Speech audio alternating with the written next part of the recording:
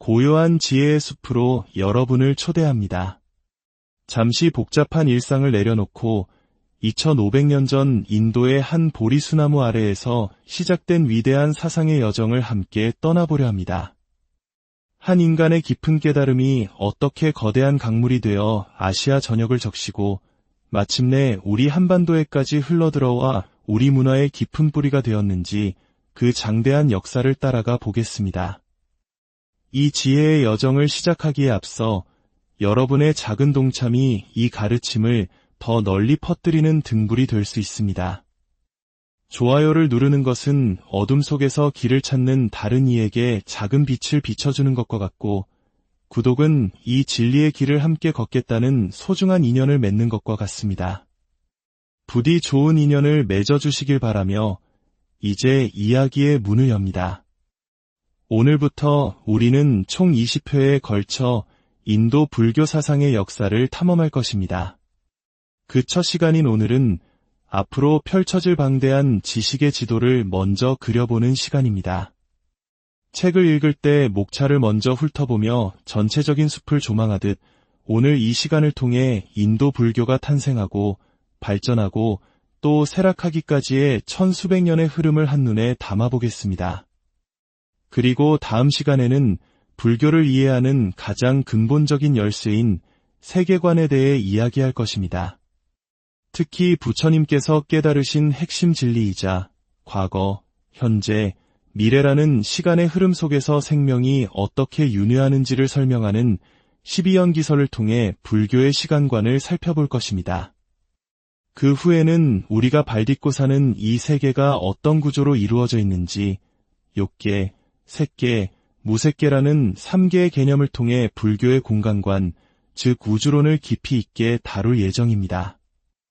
이 두 가지 기둥, 즉 시간관과 공간관에 대한 이해가 바로 서야 비로소 인도 불교 사상의 거대한 건축물들을 제대로 감상할 수 있는 기초가 마련될 것입니다. 자, 그럼 이제 인도 불교 사상사의 장대한 파노라마를 펼쳐보겠습니다.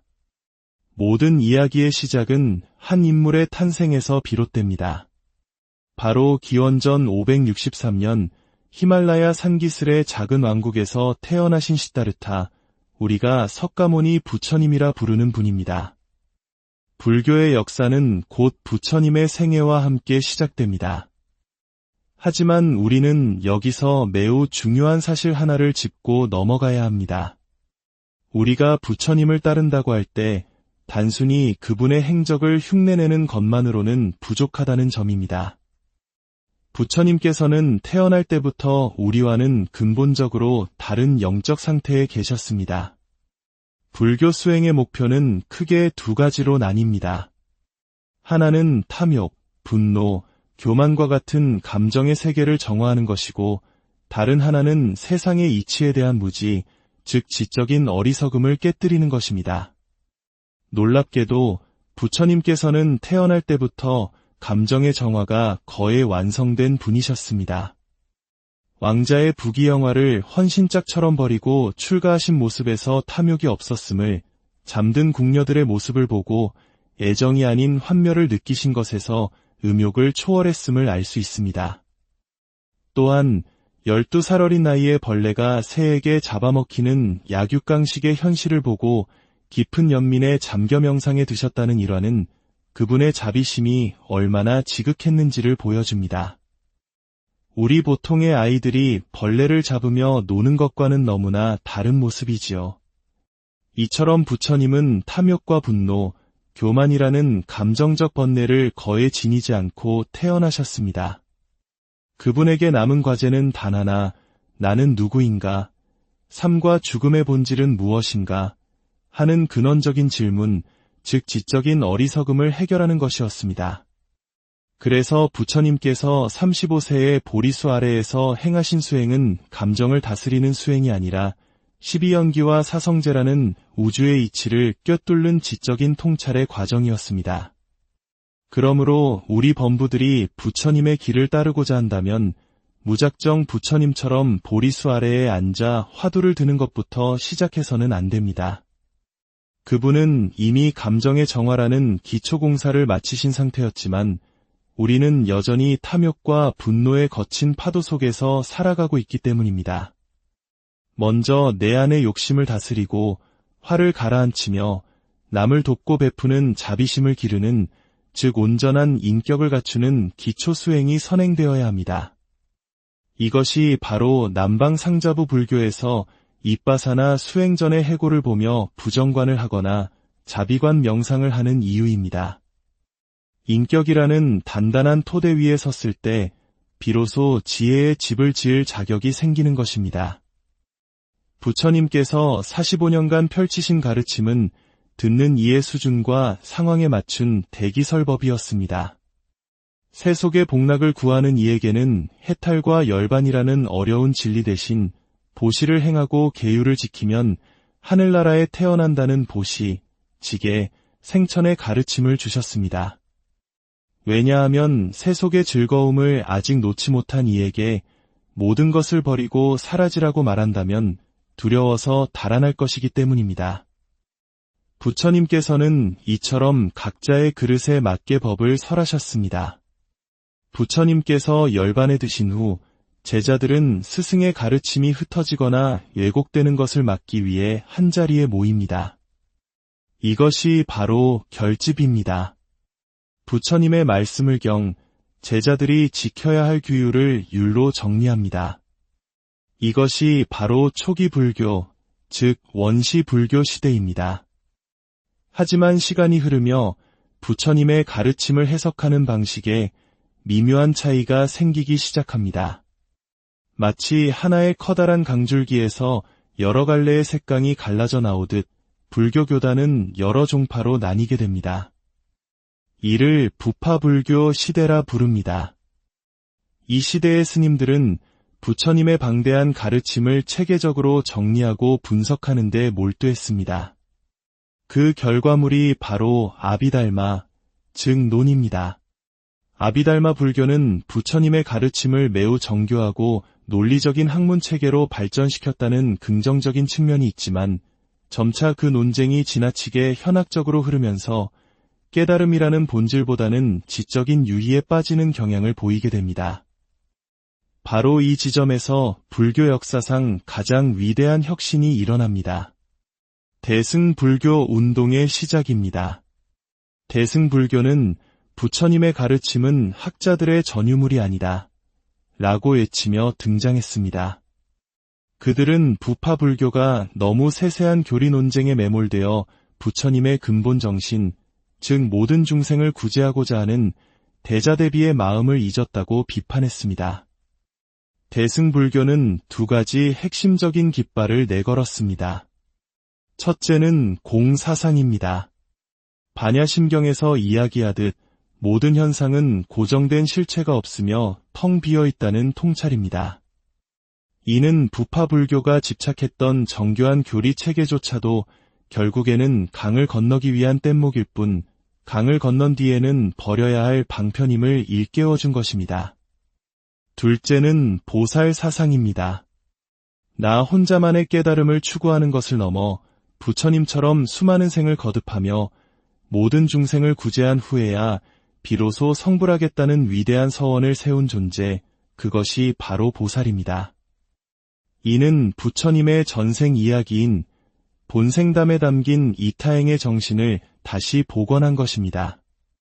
바로 이 대승불교의 흐름이 실크로드를 거쳐 마침내 우리 한반도로 흘러들어와 원효대사나 의상대사와 같은 위대한 스승들의 사상을 형성하고 한국 불교의 찬란한 꽃을 피우게 된 것입니다. 우리가 매일 사찰에서 독송하는 반야심경이야말로 대승불교의 정수가 담긴 가르침입니다. 대승불교는 이후 더욱 정교한 철학체계로 발전합니다. 공사상을 논리적으로 극한까지 파고든 용수보살의 중관사상과 모든 것은 오직 마음의 작용일 뿐이라는 유식사상이 등장하며 불교 철학은 그 정점을 맞이합니다. 하지만 역사는 반복됩니다. 중관과 유식 철학이 너무나 심오하고 어려워지자 다시 한번 대중을 위한 새로운 움직임이 나타납니다. 그것이 바로 밀교 또는 금강승입니다.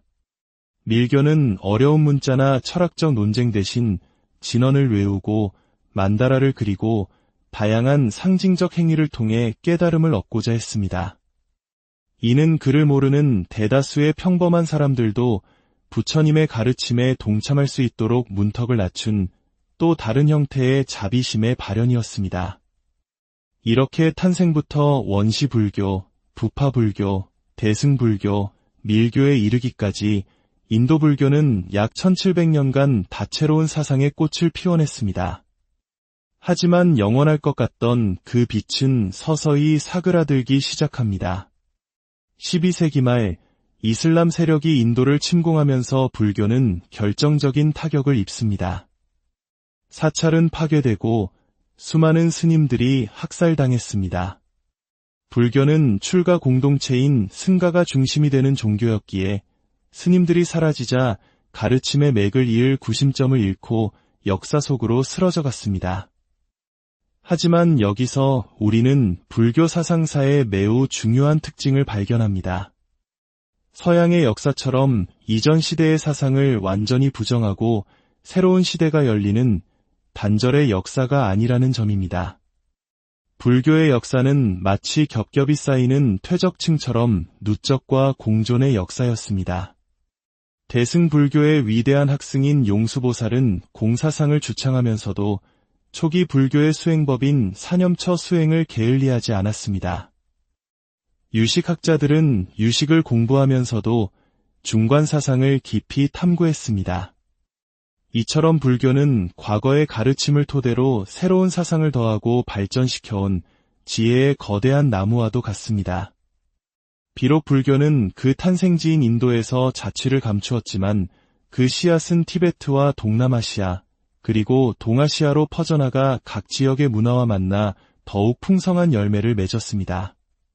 오늘 우리가 함께 살펴본 이 장대한 흐름은 단지 과거의 이야기가 아닙니다. 그것은 지금 우리의 삶과 생각 속에 여전히 살아 숨쉬는 지혜의 유산입니다. 오늘 우리는 인도 불교 사상사라는 거대한 숲을 멀리서 조망해 보았습니다. 다음 시간에는 그 숲 속으로 한 걸음 더 들어가 부처님 깨달음의 핵심이자 모든 불교 사상의 출발점인 12연기의 오솔길을 함께 걸어보도록 하겠습니다. 오늘 지혜의 여정에 동참해주신 여러분의 마음에 평화와 안온이 깃들기를 고요한 지혜의 숲으로 여러분을 초대합니다. 잠시 복잡한 일상을 내려놓고 2500년 전 인도의 한 보리수나무 아래에서 시작된 위대한 사상의 여정을 함께 떠나보려 합니다. 한 인간의 깊은 깨달음이 어떻게 거대한 강물이 되어 아시아 전역을 적시고 마침내 우리 한반도에까지 흘러들어와 우리 문화의 깊은 뿌리가 되었는지 그 장대한 역사를 따라가 보겠습니다. 이 지혜의 여정을 시작하기에 앞서 여러분의 작은 동참이 이 가르침을 더 널리 퍼뜨리는 등불이 될 수 있습니다.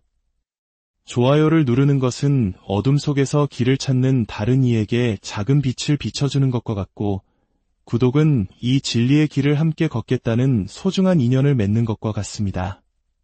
부디 좋은 인연을 맺어주시길 바라며 이제 이야기의 문을 엽니다. 오늘부터 우리는 총 20회에 걸쳐 인도 불교 사상의 역사를 탐험할 것입니다. 그 첫 시간인 오늘은 앞으로 펼쳐질 방대한 지식의 지도를 먼저 그려보는 시간입니다. 책을 읽을 때 목차를 먼저 훑어보며 전체적인 숲을 조망하듯 오늘 이 시간을 통해 인도 불교가 탄생하고 발전하고 또 쇠락하기까지의 천수백 년의 흐름을 한눈에 담아보겠습니다. 그리고 다음 시간에는 불교를 이해하는 가장 근본적인 열쇠인 세계관에 대해 이야기할 것입니다. 특히 부처님께서 깨달으신 핵심 진리이자 과거, 현재, 미래라는 시간의 흐름 속에서 생명이 어떻게 윤회하는지를 설명하는 12연기설을 통해 불교의 시간관을 살펴볼 것입니다. 그 후에는 우리가 발딛고 사는 이 세계가 어떤 구조로 이루어져 있는지 욕계, 색계, 무색계라는 3개의 개념을 통해 불교의 공간관, 즉 우주론을 깊이 있게 다룰 예정입니다. 이 두 가지 기둥, 즉 시간관과 공간관에 대한 이해가 바로 서야 비로소 인도 불교 사상의 거대한 건축물들을 제대로 감상할 수 있는 기초가 마련될 것입니다. 자, 그럼 이제 인도 불교 사상사의 장대한 파노라마를 펼쳐보겠습니다. 모든 이야기의 시작은 한 인물의 탄생에서 비롯됩니다. 바로 기원전 563년 히말라야 산기슭의 작은 왕국에서 태어나신 시다르타, 우리가 석가모니 부처님이라 부르는 분입니다. 불교의 역사는 곧 부처님의 생애와 함께 시작됩니다. 하지만 우리는 여기서 매우 중요한 사실 하나를 짚고 넘어가야 합니다. 우리가 부처님을 따른다고 할 때 단순히 그분의 행적을 흉내내는 것만으로는 부족하다는 점입니다. 부처님께서는 태어날 때부터 우리와는 근본적으로 다른 영적 상태에 계셨습니다. 불교 수행의 목표는 크게 두 가지로 나뉩니다. 하나는 탐욕, 분노, 교만과 같은 감정의 세계를 정화하는 것이고, 다른 하나는 세상의 이치에 대한 무지, 즉 지적인 어리석음을 깨뜨리는 것입니다. 놀랍게도 부처님께서는 태어날 때부터 감정의 정화가 거의 완성된 분이셨습니다. 왕자의 부귀영화를 헌신짝처럼 버리고 출가하신 모습에서 탐욕이 없었음을, 잠든 궁녀들의 모습을 보고 애정이 아닌 환멸을 느끼신 것에서 음욕을 초월했음을 알 수 있습니다. 또한 12살 어린 나이에 벌레가 새에게 잡아먹히는 약육강식의 현실을 보고 깊은 연민에 잠겨 명상에 드셨다는 일화는 그분의 자비심이 얼마나 지극했는지를 보여줍니다. 우리 보통의 아이들이 벌레를 잡으며 노는 것과는 너무나 다른 모습이지요. 이처럼 부처님은 탐욕과 분노, 교만이라는 감정적 번뇌를 거에 지니지 않고 태어나셨습니다. 그분에게 남은 과제는 단 하나, 나는 누구인가? 삶과 죽음의 본질은 무엇인가? 하는 근원적인 질문, 즉 지적인 어리석음을 해결하는 것이었습니다. 그래서 부처님께서 35세의 보리수 아래에서 행하신 수행은 감정을 다스리는 수행이 아니라 12연기와 사성제라는 우주의 이치를 꿰뚫는 지적인 통찰의 과정이었습니다. 그러므로 우리 범부들이 부처님의 길을 따르고자 한다면 무작정 부처님처럼 보리수 아래에 앉아 화두를 드는 것부터 시작해서는 안 됩니다. 그분은 이미 감정의 정화라는 기초공사를 마치신 상태였지만 우리는 여전히 탐욕과 분노의 거친 파도 속에서 살아가고 있기 때문입니다.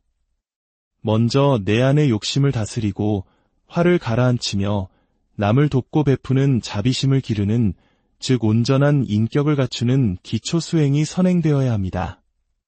이것이 바로 남방상자부 불교에서 입바사나 수행 전의 해고를 보며 부정관을 하거나 자비관 명상을 하는 이유입니다. 인격이라는 단단한 토대 위에 섰을 때 비로소 지혜의 집을 지을 자격이 생기는 것입니다. 부처님께서 45년간 펼치신 가르침은 듣는 이의 수준과 상황에 맞춘 대기설법이었습니다.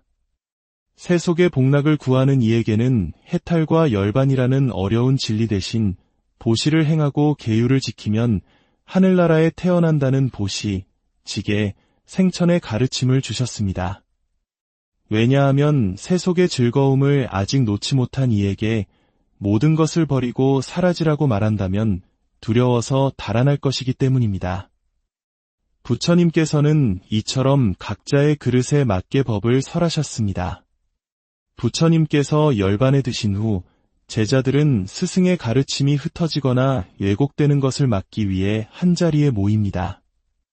이것이 바로 결집입니다.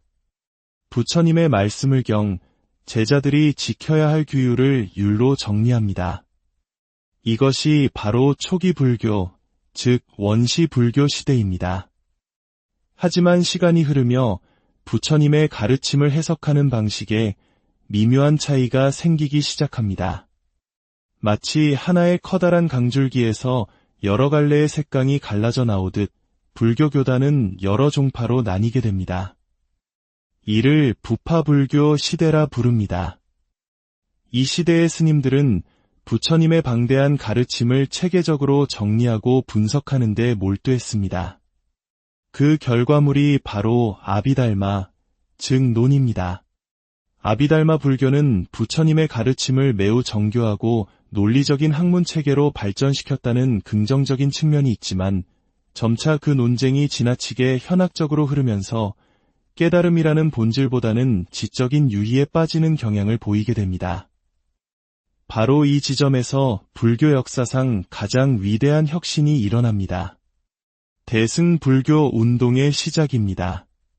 대승불교는 부처님의 가르침은 학자들의 전유물이 아니다 라고 외치며 등장했습니다.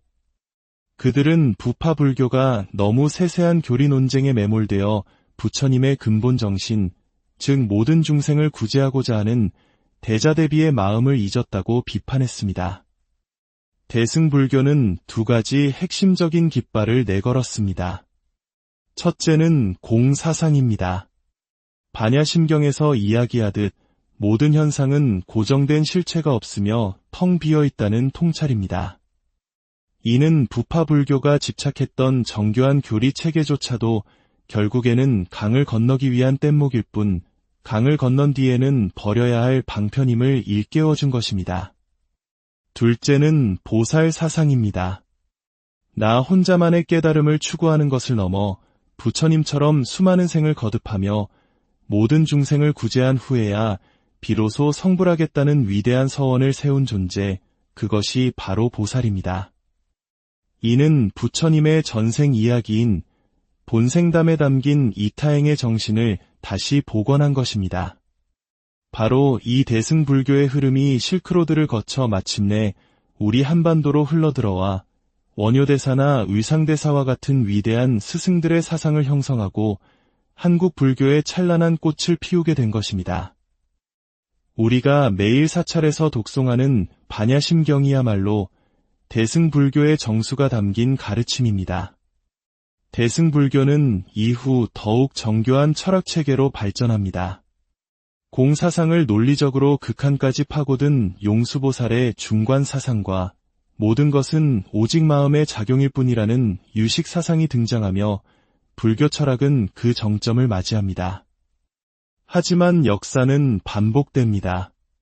중관과 유식 철학이 너무나 심오하고 어려워지자 다시 한번 대중을 위한 새로운 움직임이 나타납니다. 그것이 바로 밀교 또는 금강승입니다. 밀교는 어려운 문자나 철학적 논쟁 대신 진언을 외우고 만다라를 그리고 다양한 상징적 행위를 통해 깨달음을 얻고자 했습니다. 이는 그를 모르는 대다수의 평범한 사람들도 부처님의 가르침에 동참할 수 있도록 문턱을 낮춘 또 다른 형태의 자비심의 발현이었습니다. 이렇게 탄생부터 원시불교, 부파불교, 대승불교, 밀교에 이르기까지 인도불교는 약 1700년간 다채로운 사상의 꽃을 피워냈습니다. 하지만 영원할 것 같던 그 빛은 서서히 사그라들기 시작합니다. 12세기 말 이슬람 세력이 인도를 침공하면서 불교는 결정적인 타격을 입습니다.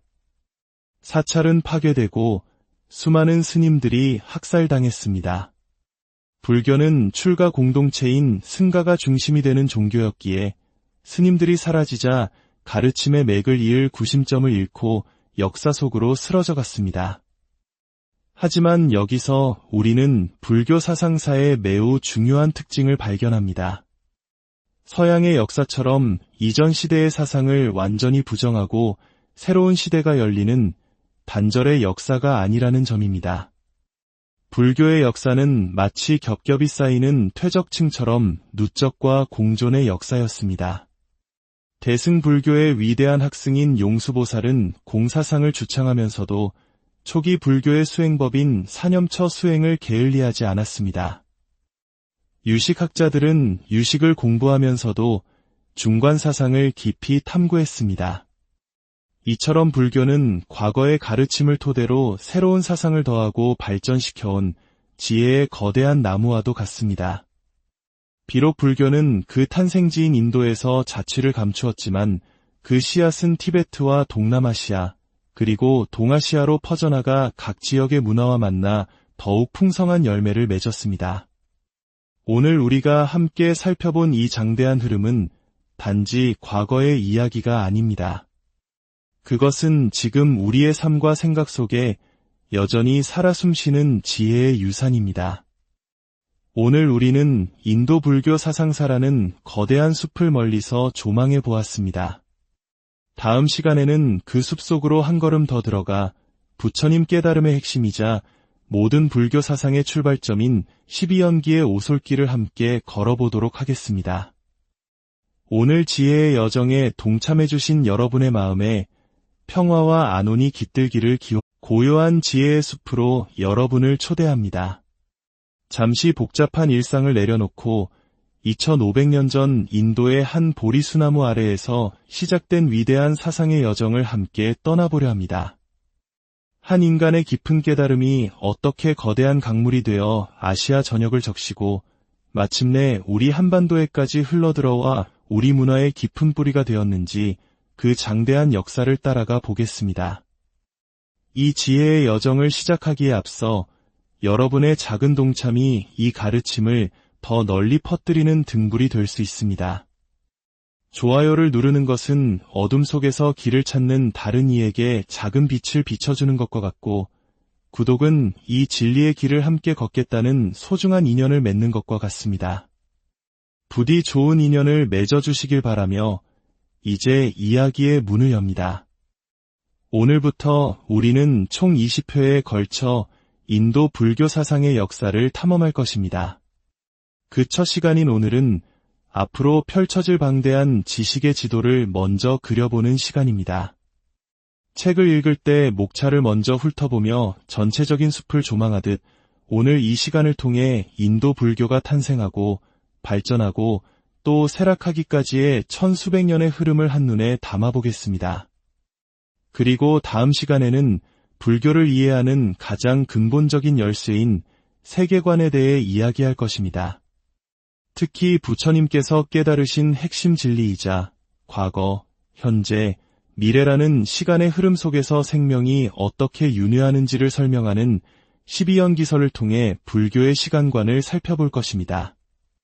그 후에는 우리가 발딛고 사는 이 세계가 어떤 구조로 이루어져 있는지 욕계, 색계, 무색계라는 3개의 개념을 통해 불교의 공간관, 즉 우주론을 깊이 있게 다룰 예정입니다. 이 두 가지 기둥, 즉 시간관과 공간관에 대한 이해가 바로 서야 비로소 인도 불교 사상의 거대한 건축물들을 제대로 감상할 수 있는 기초가 마련될 것입니다. 자, 그럼 이제 인도 불교 사상사의 장대한 파노라마를 펼쳐보겠습니다. 모든 이야기의 시작은 한 인물의 탄생에서 비롯됩니다. 바로 기원전 563년 히말라야 산기슭의 작은 왕국에서 태어나신 시다르타, 우리가 석가모니 부처님이라 부르는 분입니다. 불교의 역사는 곧 부처님의 생애와 함께 시작됩니다. 하지만 우리는 여기서 매우 중요한 사실 하나를 짚고 넘어가야 합니다. 우리가 부처님을 따른다고 할 때 단순히 그분의 행적을 흉내내는 것만으로는 부족하다는 점입니다. 부처님께서는 태어날 때부터 우리와는 근본적으로 다른 영적 상태에 계셨습니다. 불교 수행의 목표는 크게 두 가지로 나뉩니다. 하나는 탐욕, 분노, 교만과 같은 감정의 세계를 정화하는 것이고, 다른 하나는 세상의 이치에 대한 무지, 즉 지적인 어리석음을 깨뜨리는 것입니다. 놀랍게도 부처님께서는 태어날 때부터 감정의 정화가 거의 완성된 분이셨습니다. 왕자의 부귀영화를 헌신짝처럼 버리고 출가하신 모습에서 탐욕이 없었음을, 잠든 궁녀들의 모습을 보고 애정이 아닌 환멸을 느끼신 것에서 음욕을 초월했음을 알 수 있습니다. 또한 12살 어린 나이에 벌레가 새에게 잡아먹히는 약육강식의 현실을 보고 깊은 연민의 잠겨 명상에 드셨다는 일화는 그분의 자비심이 얼마나 지극했는지를 보여줍니다. 우리 보통의 아이들이 벌레를 잡으며 노는 것과는 너무나 다른 모습이지요. 이처럼 부처님은 탐욕과 분노, 교만이라는 감정적 번뇌를 거에 지니지 않고 태어나셨습니다. 그분에게 남은 과제는 단 하나, 나는 누구인가? 삶과 죽음의 본질은 무엇인가? 하는 근원적인 질문, 즉 지적인 어리석음을 해결하는 것이었습니다. 그래서 부처님께서 35세의 보리수 아래에서 행하신 수행은 감정을 다스리는 수행이 아니라 12연기와 사성제라는 우주의 이치를 꿰뚫는 지적인 통찰의 과정이었습니다. 그러므로 우리 범부들이 부처님의 길을 따르고자 한다면 무작정 부처님처럼 보리수 아래에 앉아 화두를 드는 것부터 시작해서는 안 됩니다. 그분은 이미 감정의 정화라는 기초공사를 마치신 상태였지만 우리는 여전히 탐욕과 분노의 거친 파도 속에서 살아가고 있기 때문입니다. 먼저 내 안의 욕심을 다스리고 화를 가라앉히며 남을 돕고 베푸는 자비심을 기르는, 즉 온전한 인격을 갖추는 기초 수행이 선행되어야 합니다. 이것이 바로 남방상자부 불교에서 입바사나 수행 전의 해고를 보며 부정관을 하거나 자비관 명상을 하는 이유입니다. 인격이라는 단단한 토대 위에 섰을 때 비로소 지혜의 집을 지을 자격이 생기는 것입니다. 부처님께서 45년간 펼치신 가르침은 듣는 이의 수준과 상황에 맞춘 대기설법이었습니다. 세속의 복락을 구하는 이에게는 해탈과 열반이라는 어려운 진리 대신 보시를 행하고 계율을 지키면 하늘나라에 태어난다는 보시, 지계, 생천의 가르침을 주셨습니다. 왜냐하면 세속의 즐거움을 아직 놓지 못한 이에게 모든 것을 버리고 사라지라고 말한다면 두려워서 달아날 것이기 때문입니다. 부처님께서는 이처럼 각자의 그릇에 맞게 법을 설하셨습니다. 부처님께서 열반에 드신 후 제자들은 스승의 가르침이 흩어지거나 왜곡되는 것을 막기 위해 한자리에 모입니다. 이것이 바로 결집입니다. 부처님의 말씀을 경 제자들이 지켜야 할 규율을 율로 정리합니다. 이것이 바로 초기 불교, 즉 원시 불교 시대입니다. 하지만 시간이 흐르며 부처님의 가르침을 해석하는 방식에 미묘한 차이가 생기기 시작합니다. 마치 하나의 커다란 강줄기에서 여러 갈래의 색강이 갈라져 나오듯 불교 교단은 여러 종파로 나뉘게 됩니다. 이를 부파불교 시대라 부릅니다. 이 시대의 스님들은 부처님의 방대한 가르침을 체계적으로 정리하고 분석하는 데 몰두했습니다. 그 결과물이 바로 아비달마, 즉 논입니다. 아비달마 불교는 부처님의 가르침을 매우 정교하고 논리적인 학문체계로 발전시켰다는 긍정적인 측면이 있지만 점차 그 논쟁이 지나치게 현학적으로 흐르면서 깨달음이라는 본질보다는 지적인 유희에 빠지는 경향을 보이게 됩니다. 바로 이 지점에서 불교 역사상 가장 위대한 혁신이 일어납니다. 대승불교 운동의 시작입니다. 대승불교는 부처님의 가르침은 학자들의 전유물이 아니다 라고 외치며 등장했습니다. 그들은 부파불교가 너무 세세한 교리 논쟁에 매몰되어 부처님의 근본 정신, 즉 모든 중생을 구제하고자 하는 대자대비의 마음을 잊었다고 비판했습니다. 대승불교는 두 가지 핵심적인 깃발을 내걸었습니다. 첫째는 공사상입니다. 반야심경에서 이야기하듯 모든 현상은 고정된 실체가 없으며 텅 비어 있다는 통찰입니다. 이는 부파불교가 집착했던 정교한 교리 체계조차도 결국에는 강을 건너기 위한 뗏목일 뿐 강을 건넌 뒤에는 버려야 할 방편임을 일깨워준 것입니다. 둘째는 보살사상입니다. 나 혼자만의 깨달음을 추구하는 것을 넘어 부처님처럼 수많은 생을 거듭하며 모든 중생을 구제한 후에야 비로소 성불하겠다는 위대한 서원을 세운 존재, 그것이 바로 보살입니다. 이는 부처님의 전생 이야기인 본생담에 담긴 이타행의 정신을 다시 복원한 것입니다. 바로 이 대승불교의 흐름이 실크로드를 거쳐 마침내 우리 한반도로 흘러들어와 원효대사나 의상대사와 같은 위대한 스승들의 사상을 형성하고 한국 불교의 찬란한 꽃을 피우게 된 것입니다. 우리가 매일 사찰에서 독송하는 반야심경이야말로 대승불교의 정수가 담긴 가르침입니다. 대승불교는 이후 더욱 정교한 철학체계로 발전합니다. 공사상을 논리적으로 극한까지 파고든 용수보살의 중관사상과 모든 것은 오직 마음의 작용일 뿐이라는 유식사상이 등장하며 불교 철학은 그 정점을 맞이합니다. 하지만 역사는 반복됩니다. 중관과 유식 철학이 너무나 심오하고 어려워지자 다시 한번 대중을 위한 새로운 움직임이 나타납니다. 그것이 바로 밀교 또는 금강승입니다. 밀교는 어려운 문자나 철학적 논쟁 대신 진언을 외우고 만다라를 그리고 다양한 상징적 행위를 통해 깨달음을 얻고자 했습니다. 이는 그를 모르는 대다수의 평범한 사람들도 부처님의 가르침에 동참할 수 있도록 문턱을 낮춘 또 다른 형태의 자비심의 발현이었습니다. 이렇게 탄생부터 원시불교, 부파불교, 대승불교, 밀교에 이르기까지 인도 불교는 약 1700년간 다채로운 사상의 꽃을 피워냈습니다. 하지만 영원할 것 같던 그 빛은 서서히 사그라들기 시작합니다. 12세기 말 이슬람 세력이 인도를 침공하면서 불교는 결정적인 타격을 입습니다. 사찰은 파괴되고 수많은 스님들이 학살당했습니다. 불교는 출가 공동체인 승가가 중심이 되는 종교였기에 스님들이 사라지자 가르침의 맥을 이을 구심점을 잃고 역사 속으로 쓰러져 갔습니다. 하지만 여기서 우리는 불교 사상사의 매우 중요한 특징을 발견합니다. 서양의 역사처럼 이전 시대의 사상을 완전히 부정하고 새로운 시대가 열리는 단절의 역사가 아니라는 점입니다. 불교의 역사는 마치 겹겹이 쌓이는 퇴적층처럼 누적과 공존의 역사였습니다. 대승불교의 위대한 학승인 용수보살은 공사상을 주창하면서도 초기 불교의 수행법인 사념처 수행을 게을리하지 않았습니다.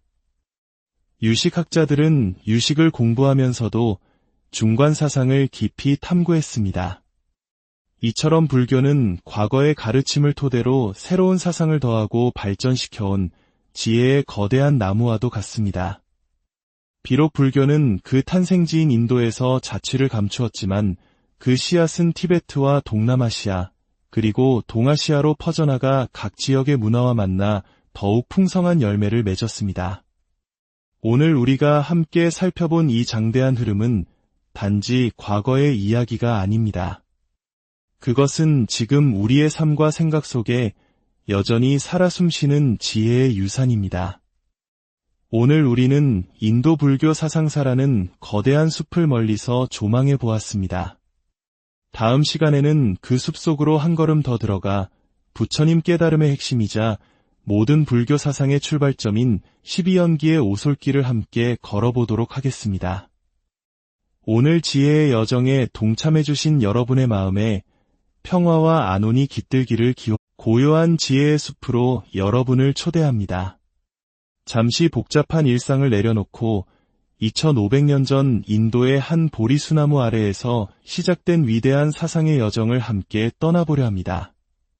한 인간의 깊은 깨달음이 어떻게 거대한 강물이 되어 아시아 전역을 적시고 마침내 우리 한반도에까지 흘러들어와 우리 문화의 깊은 뿌리가 되었는지 그 장대한 역사를 따라가 보겠습니다.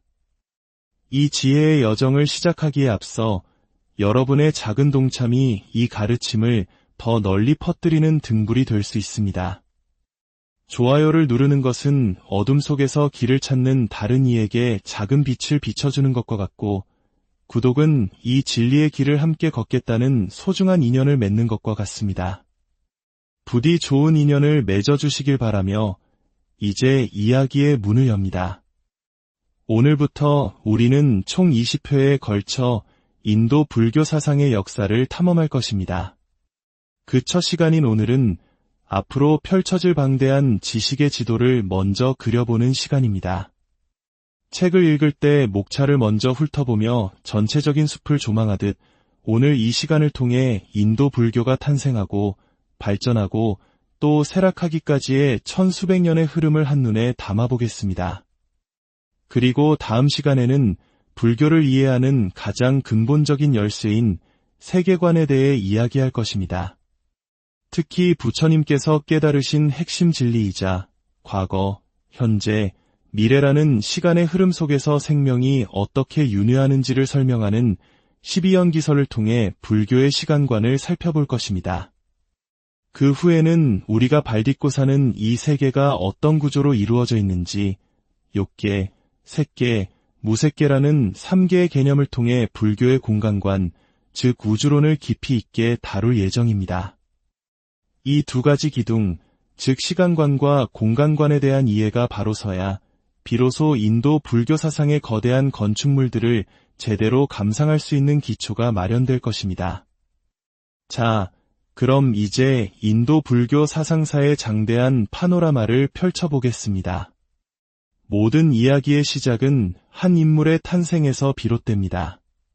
바로 기원전 563년 히말라야 산기슭의 작은 왕국에서 태어나신 시다르타, 우리가 석가모니 부처님이라 부르는 분입니다. 불교의 역사는 곧 부처님의 생애와 함께 시작됩니다.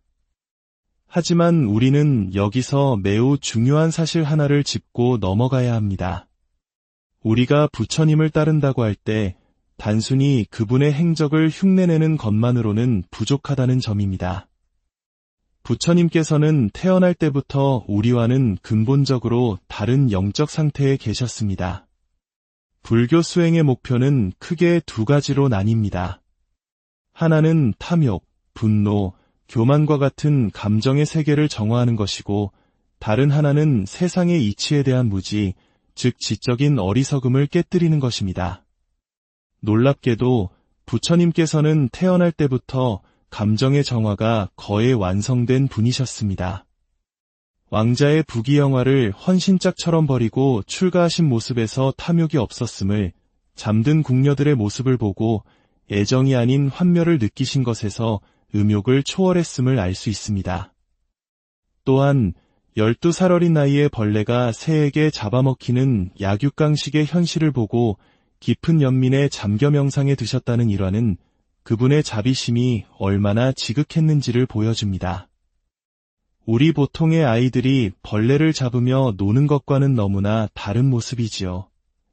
이처럼 부처님은 탐욕과 분노, 교만이라는 감정적 번뇌를 거에 지니지 않고 태어나셨습니다.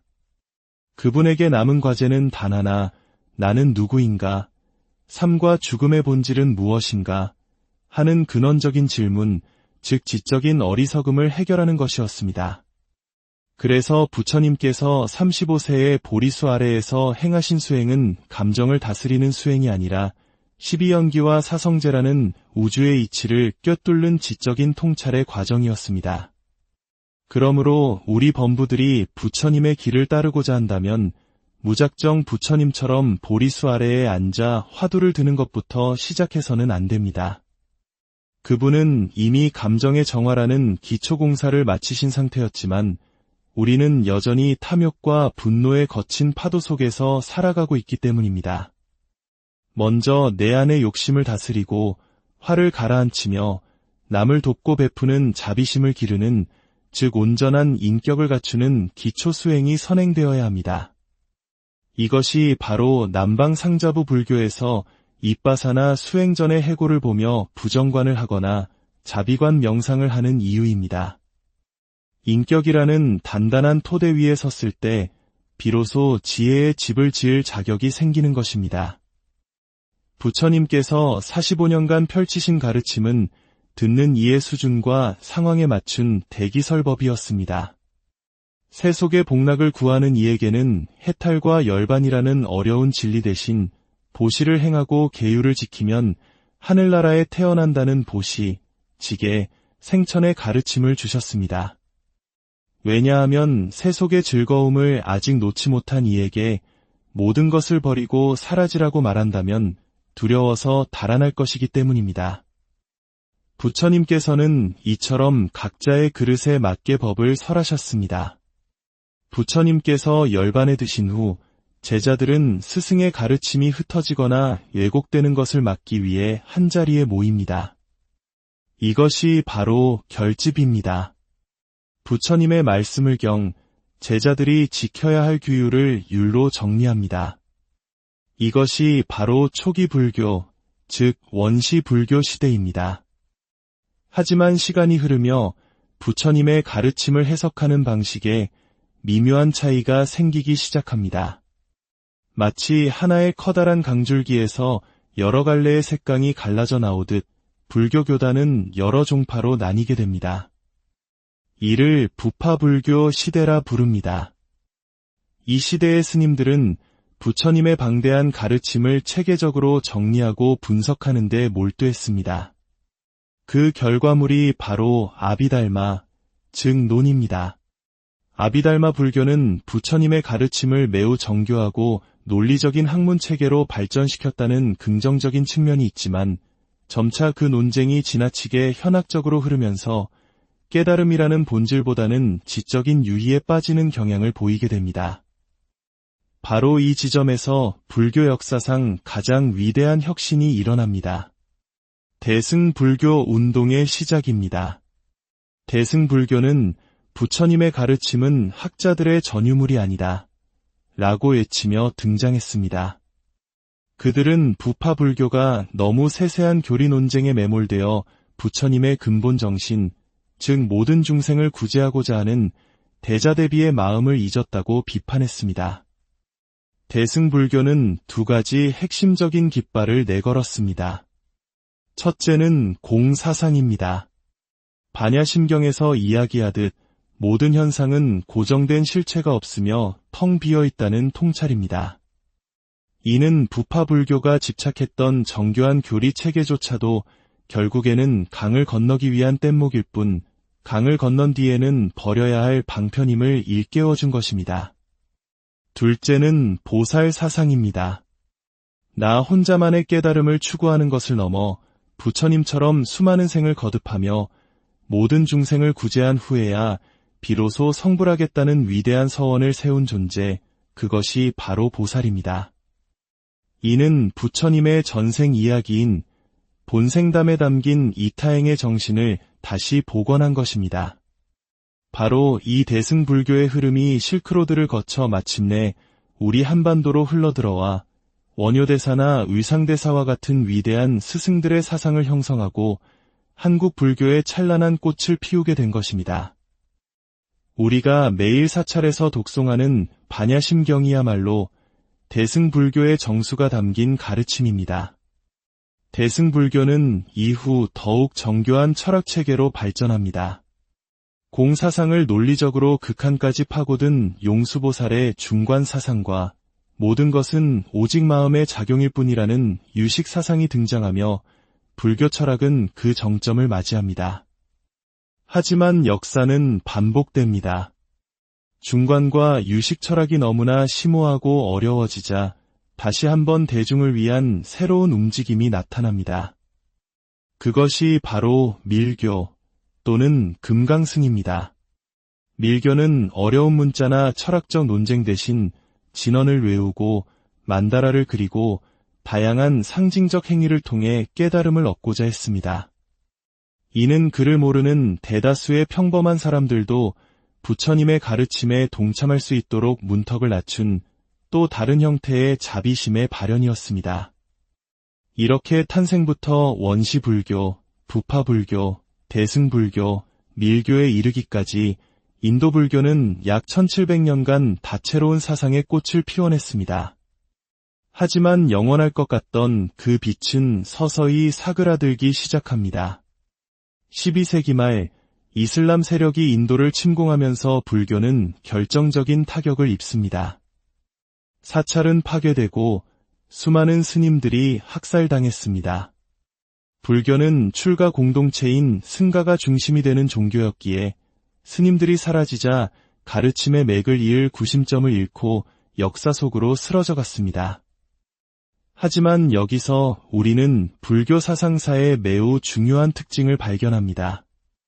서양의 역사처럼 이전 시대의 사상을 완전히 부정하고 새로운 시대가 열리는 단절의 역사가 아니라는 점입니다. 불교의 역사는 마치 겹겹이 쌓이는 퇴적층처럼 누적과 공존의 역사였습니다. 대승불교의 위대한 학승인 용수보살은 공사상을 주창하면서도 초기 불교의 수행법인 사념처 수행을 게을리하지 않았습니다. 유식학자들은 유식을 공부하면서도 중관사상을 깊이 탐구했습니다. 이처럼 불교는 과거의 가르침을 토대로 새로운 사상을 더하고 발전시켜온 지혜의 거대한 나무와도 같습니다. 비록 불교는 그 탄생지인 인도에서 자취를 감추었지만 그 씨앗은 티베트와 동남아시아 그리고 동아시아로 퍼져나가 각 지역의 문화와 만나 더욱 풍성한 열매를 맺었습니다. 오늘 우리가 함께 살펴본 이 장대한 흐름은 단지 과거의 이야기가 아닙니다. 그것은 지금 우리의 삶과 생각 속에 여전히 살아 숨쉬는 지혜의 유산입니다. 오늘 우리는 인도 불교 사상사라는 거대한 숲을 멀리서 조망해 보았습니다. 다음 시간에는 그 숲속으로 한 걸음 더 들어가 부처님 깨달음의 핵심이자 모든 불교 사상의 출발점인 12연기의 오솔길을 함께 걸어보도록 하겠습니다. 오늘 지혜의 여정에 동참해주신 여러분의 마음에 평화와 안온이 깃들기를 고요한 지혜의 숲으로 여러분을 초대합니다. 잠시 복잡한 일상을 내려놓고 2500년 전 인도의 한 보리수나무 아래에서 시작된 위대한 사상의 여정을 함께 떠나보려 합니다. 한 인간의 깊은 깨달음이 어떻게 거대한 강물이 되어 아시아 전역을 적시고 마침내 우리 한반도에까지 흘러들어와 우리 문화의 깊은 뿌리가 되었는지 그 장대한 역사를 따라가 보겠습니다. 이 지혜의 여정을 시작하기에 앞서 여러분의 작은 동참이 이 가르침을 더 널리 퍼뜨리는 등불이 될 수 있습니다. 좋아요를 누르는 것은 어둠 속에서 길을 찾는 다른 이에게 작은 빛을 비춰주는 것과 같고, 구독은 이 진리의 길을 함께 걷겠다는 소중한 인연을 맺는 것과 같습니다. 부디 좋은 인연을 맺어주시길 바라며 이제 이야기의 문을 엽니다. 오늘부터 우리는 총 20회에 걸쳐 인도 불교 사상의 역사를 탐험할 것입니다. 그 첫 시간인 오늘은 앞으로 펼쳐질 방대한 지식의 지도를 먼저 그려보는 시간입니다. 책을 읽을 때 목차를 먼저 훑어보며 전체적인 숲을 조망하듯 오늘 이 시간을 통해 인도 불교가 탄생하고 발전하고 또 쇠락하기까지의 천수백 년의 흐름을 한눈에 담아보겠습니다. 그리고 다음 시간에는 불교를 이해하는 가장 근본적인 열쇠인 세계관에 대해 이야기할 것입니다. 특히 부처님께서 깨달으신 핵심 진리이자 과거, 현재, 미래라는 시간의 흐름 속에서 생명이 어떻게 윤회하는지를 설명하는 12연기설을 통해 불교의 시간관을 살펴볼 것입니다. 그 후에는 우리가 발딛고 사는 이 세계가 어떤 구조로 이루어져 있는지 욕계, 색계, 무색계라는 3개의 개념을 통해 불교의 공간관, 즉 우주론을 깊이 있게 다룰 예정입니다. 이 두 가지 기둥, 즉 시간관과 공간관에 대한 이해가 바로 서야 비로소 인도 불교 사상의 거대한 건축물들을 제대로 감상할 수 있는 기초가 마련될 것입니다. 자, 그럼 이제 인도 불교 사상사의 장대한 파노라마를 펼쳐보겠습니다. 모든 이야기의 시작은 한 인물의 탄생에서 비롯됩니다. 바로 기원전 563년 히말라야 산기슭의 작은 왕국에서 태어나신 시다르타, 우리가 석가모니 부처님이라 부르는 분입니다. 불교의 역사는 곧 부처님의 생애와 함께 시작됩니다. 하지만 우리는 여기서 매우 중요한 사실 하나를 짚고 넘어가야 합니다. 우리가 부처님을 따른다고 할 때 단순히 그분의 행적을 흉내내는 것만으로는 부족하다는 점입니다. 부처님께서는 태어날 때부터 우리와는 근본적으로 다른 영적 상태에 계셨습니다. 불교 수행의 목표는 크게 두 가지로 나뉩니다. 하나는 탐욕, 분노, 교만과 같은 감정의 세계를 정화하는 것이고, 다른 하나는 세상의 이치에 대한 무지, 즉 지적인 어리석음을 깨뜨리는 것입니다. 놀랍게도 부처님께서는 태어날 때부터 감정의 정화가 거의 완성된 분이셨습니다. 왕자의 부귀영화를 헌신짝처럼 버리고 출가하신 모습에서 탐욕이 없었음을, 잠든 궁녀들의 모습을 보고 애정이 아닌 환멸을 느끼신 것에서 음욕을 초월했음을 알 수 있습니다. 또한 12살 어린 나이에 벌레가 새에게 잡아먹히는 약육강식의 현실을 보고 깊은 연민에 잠겨 명상에 드셨다는 일화는 그분의 자비심이 얼마나 지극했는지를 보여줍니다. 우리 보통의 아이들이 벌레를 잡으며 노는 것과는 너무나 다른 모습이지요. 이처럼 부처님은 탐욕과 분노, 교만이라는 감정적 번뇌를 거에 지니지 않고 태어나셨습니다. 그분에게 남은 과제는 단 하나, 나는 누구인가? 삶과 죽음의 본질은 무엇인가? 하는 근원적인 질문, 즉 지적인 어리석음을 해결하는 것이었습니다. 그래서 부처님께서 35세의 보리수 아래에서 행하신 수행은 감정을 다스리는 수행이 아니라 12연기와 사성제라는 우주의 이치를 꿰뚫는 지적인 통찰의 과정이었습니다. 그러므로 우리 범부들이 부처님의 길을 따르고자 한다면 무작정 부처님처럼 보리수 아래에 앉아 화두를 드는 것부터 시작해서는 안 됩니다. 그분은 이미 감정의 정화라는 기초공사를 마치신 상태였지만 우리는 여전히 탐욕과 분노의 거친 파도 속에서 살아가고 있기 때문입니다. 먼저 내 안의 욕심을 다스리고 화를 가라앉히며 남을 돕고 베푸는 자비심을 기르는, 즉 온전한 인격을 갖추는 기초 수행이 선행되어야 합니다.